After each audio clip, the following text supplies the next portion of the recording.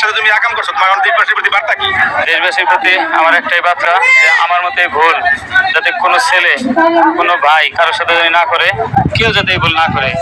গাপটি মেরা ঘরের ভিতরে পরিবারের ভিতরে নিজের আপন খালু ফাসলিয়া একটা নিরপরাধ ছোট্ট মেয়ে তার ব্রেন ওয়াশ করে তার নিয়ে 5 দিন সংসার করছে।